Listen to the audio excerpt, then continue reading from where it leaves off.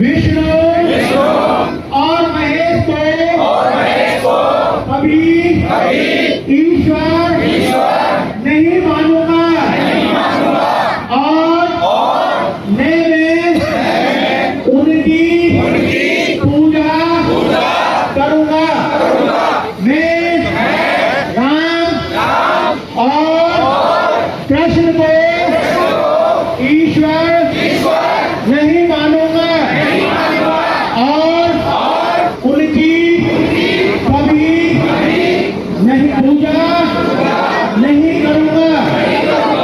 मैं गौरी गणपति इत्यादि हिंदू धर्म के किसी भी देवी देवताओं को नहीं मानूंगा और मैं भी उनकी पूजा करूंगा। का स्वागत है जी, और आपको बहुत बहुत धन्यवाद है कि आप लोग एक अपना सारा काम छोड़ करके और हमारे इस कार्यक्रम आए। मैं पुनः आपके स्वास्थ्य और आपके परिवार की मंगल कामना करता हूँ। आज का जो अशोक विजयदशमी को दीक्षा का कार्यक्रम हुआ,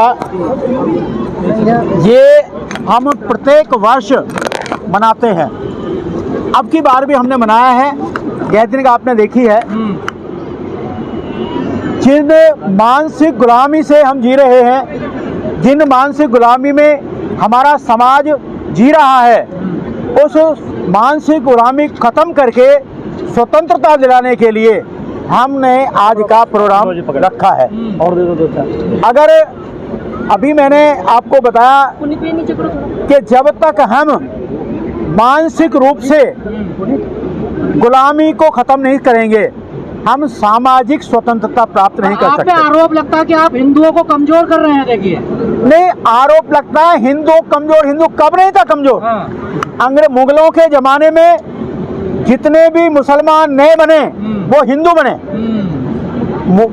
अंग्रेजों के जमाने में जितने भी ईसाई बने वो सब शेड्यूल कास्ट बने, हिंदू बने। और बाबा साहब के धर्म परिवर्तन के साथ जितने भी बुद्धिस्ट बने वो सारे हिंदू बने। ऐसा कौन सा प्रश्न है, ऐसी कौन सी हिंदू धर्म में खामी है, कौन सी गलतियां हैं जिससे जब टूटता है तो हिंदू धर्म ही टूटता है? ये हम सोचते हैं, आप सोचते हैं, जो हिंदू धर्म के चलाने वाले हैं वो नहीं सोचते कि हिंदू धर्म में आखिर क्यों टूटता है। आज इतने हजारों लोगों ने बौद्ध धर्म की दीक्षा ली। क्यों ली दीक्षा? क्यों हिंदू धर्म छोड़ा? हिंदू धर्म में वर्ण व्यवस्था है, जाति व्यवस्था है, समानता नहीं है, एकता नहीं है, स्वतंत्रता नहीं है।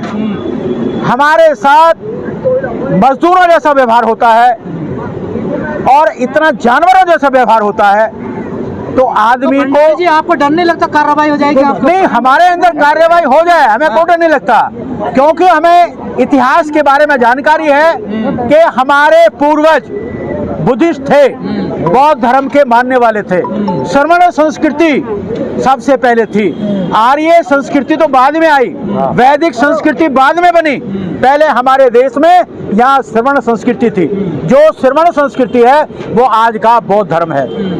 जो लोग कहते हैं, मैं आपकी नॉलेज में डालना चाहता हूँ कि भगवान बुद्ध, तथागत बुद्ध ये सम्यक संबुद्ध हैं। इससे पहले भारत में बौद्ध धर्म को चलाने वाले, उसका विकास करने वाले 27 बुद्ध और हुए हैं। पर भंडारी जी, कई जगह ऐसा देखने को मिलता, कई राज्यों में कानून बना हुआ है कि वहाँ सर्टिफिकेट नहीं बनाता है डीएम बुद्धिस्टों के। देखिए, ये मानसिक गुलामी है उन लोगों की, वर्ण व्यवस्था के पोषक है वो लोग। अभी जब से ये सरकार आई है, जब से हर पद पर आरएसएस का आदमी बैठा हुआ है और वो जितना भी हो सकता है वो हमारे वर्ग को परेशान करता है।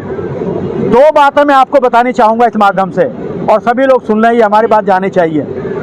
बौद्ध धर्म ग्रहण करने से 1990 का गवर्नमेंट ऑफ इंडिया का आदेश है कि हम बौद्धिस्टों को आरक्षण मिलेगा। कोई भी ये ना डरे व्यक्ति के बौद्ध धर्म ग्रहण करने से हमारा आरक्षण समाप्त हो जाएगा। हमें दो फायदे हैं, दो लाभ हैं बौद्ध धर्म ग्रहण करने से।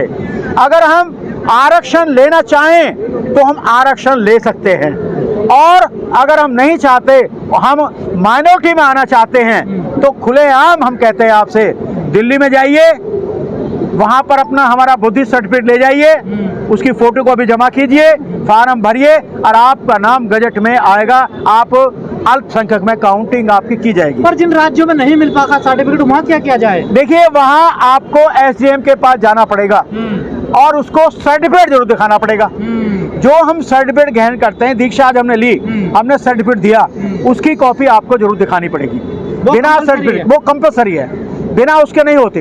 खास तौर से जो अनपढ़ लोग हैं या रिटायर हो चुके हैं, वो अपने नाम के बौद्ध, गौतम कुछ भी लिख सकते हैं। अगर कोई समस्या आती है तो वो आती है केवल सर्विसमैन को। लेकिन सर, आज आपका प्रोग्राम देखकर टीवी पर बहस होगी कि आप लोगों को बड़ा एजेंडा, प्रोपेगेंडा चला रहे हैं हिंदुओं को कमजोर करने के लिए, बाहर से आपको फंडिंग हो रही है, इस तरीके के आरोप लगेंगे आप लोगों को। देखिए, पहली बात तो मैं उन लोगों को ये बताना चाहूंगा, सुप्रीम कोर्ट का ऑर्डर है, लल्लन जी जीत चुके हैं कि हिंदू कोई धर्म नहीं है।